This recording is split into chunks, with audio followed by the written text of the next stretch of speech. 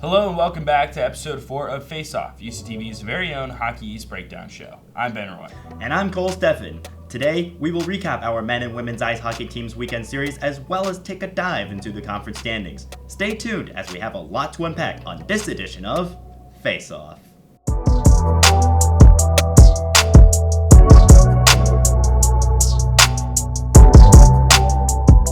The then 14th ranked UConn men's ice hockey team certainly went through some ups and downs in their Friday-Saturday series matchup last weekend against number 9 Boston University. Friday's game was a tense back-and-forth battle, heading into overtime at a 3-3 deadlock. 56 seconds into the extra frame, junior Andrew Lucas played the role of the silencer at Agganis Arena as he rifled the game-winning shot into the net. This upset gave the Huskies a massive Hockey East win against the Terriers for Game 1. Game 2 was not at all in UConn's favor, however, as BU dominated offensively and controlled the puck for the majority of the game.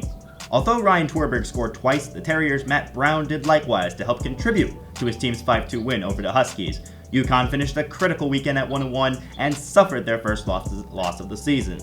Despite the loss, they are now the number 10 team in the country, their highest ranking in program history. And our player to watch for this week is junior Ryan Twerberg, who led the team in scoring this past weekend with 3 goals, 1 on Friday night and 2 on Saturday. Named Hockey's top performer this week, Ryan has been a huge contributor to the UConn offense and is no doubt an incredibly skilled player. He is already a Toronto Maple Leafs draftee and will play in the organization in the National Hockey League after his years at UConn come to an end. Switching over to the women's side, this past weekend was extremely meaningful as they were able to enter the win column in conference play after a 3-0 shutout on Friday night against the Merrimack College Warriors.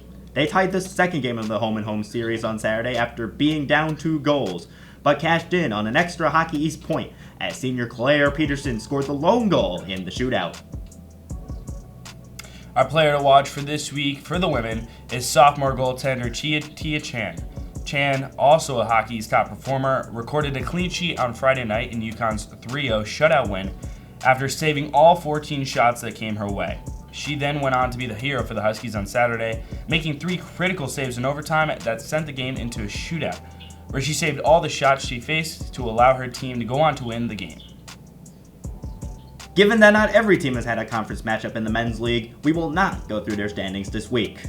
For the women, Northeastern remains in the top spot, while Boston College and Providence battle for second. And 4th is Maine, 5th is Vermont, 6th is UConn, 7th is BU, 8th is Holy Cross, 9th is New Hampshire, and 10th is Merrimack.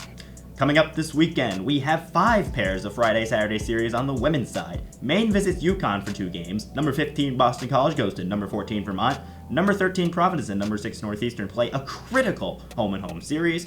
Merrimack does likewise with Boston University, and Holy Cross takes on New Hampshire. On the men's side, number 10 UConn and Boston College kick off the weekend with a Thursday night matchup at the XL Center, followed by 4 pairs of Friday-Saturday series between number 18 UMass Lowell and number 9 Boston University, Merrimack and number 5 UMass Amherst, number 15 Northeastern and Maine and Orano, and number 13 Providence takes on New Hampshire. Meanwhile, Vermont visits Colgate for a 2-game non-conference series. As we move on to this weekend, UConn women's ice hockey looks to get back to 500 on the season with a conference matchup against the Maine Black Bears, while the number 10 men look to rebound from their up-and-down weekend and tidy up their defense against fierce Hockey's foe Boston College on Thursday night. You are certainly going to want to tune into these games, as they mean a lot for UConn, as both the men and women look to find and add to their momentum as they continue their conference play. Thank you for watching this episode of Face Off. I'm Stefan. And I'm Ben Roy, and go Huskies.